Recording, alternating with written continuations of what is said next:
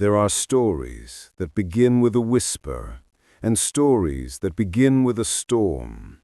This one begins with a scream from a delivery room where doctors froze, nurses stepped back, and a mother refused to look at her newborn child. Because what she heard wasn't the cry of a healthy baby. It was the sound of a future she never imagined. For years, this child would be stared at, bullied, broken, and nearly erased by his own hands. And yet, he would grow into a man who would stand, metaphorically, before millions, teaching them what true strength looks like. But his identity? You'll discover that only at the end. He entered the world in 1982 in Melbourne, Australia, born without arms, without legs, and without answers. Doctors called it tetra-amelia syndrome, a condition so rare that few had ever seen it. His mother, a nurse by profession, could not bring herself to hold him. She stared at the wall instead, shaking, wondering if she was somehow to blame. His father stood by the incubator, forcing back tears as he whispered, "He's still my son." His early years were a battlefield.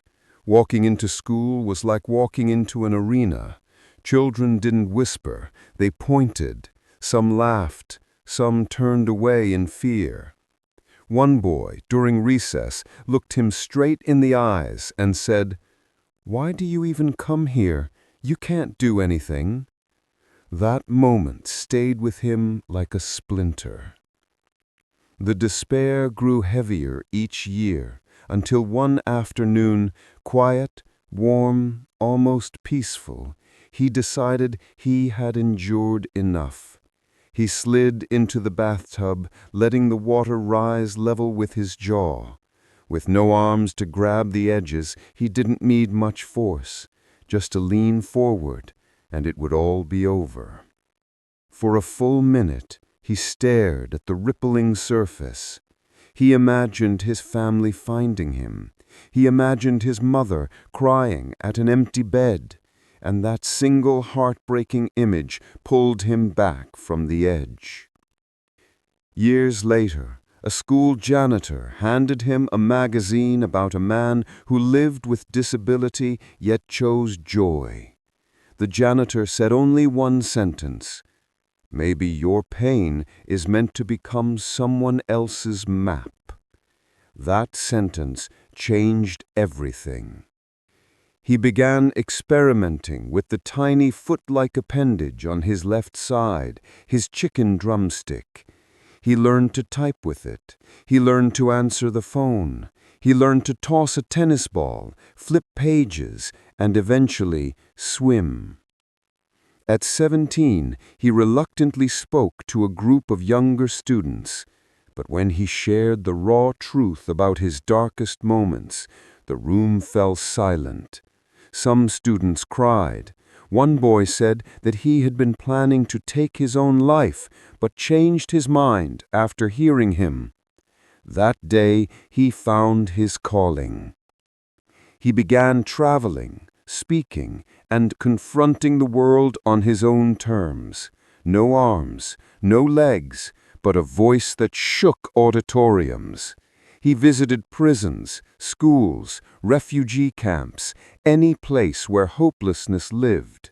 People who had everything listened to a man who had almost nothing and felt humbled. He surfed, skydived, married the love of his life, and became a father. He founded a non-profit and later launched one of the world's most recognized inspirational movements. Millions across the globe found hope not in his perfection, but in his imperfection. He was born into silence, shaped by pain, and nearly swept away by darkness. Yet he rose, not by walking, but by refusing to fall. a child once avoided by his mother's gaze, grew into a man who taught the world this truth: if you can't get a miracle, become one. And the man behind this extraordinary journey is Nick Vujicic.